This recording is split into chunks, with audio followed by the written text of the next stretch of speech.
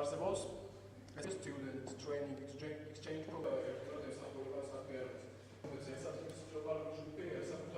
იურიდიულ კომპანიებში,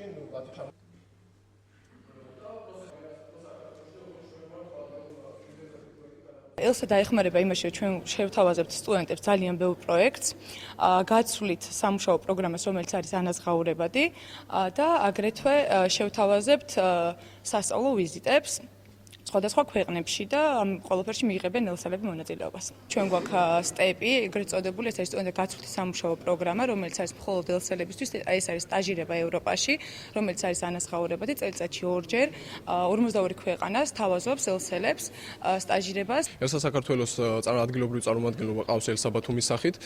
ჩვენ ვახორციელებთ უკვე პროექტებს. დღეს გამართება ელსა ბათუმის პრეზენტაცია.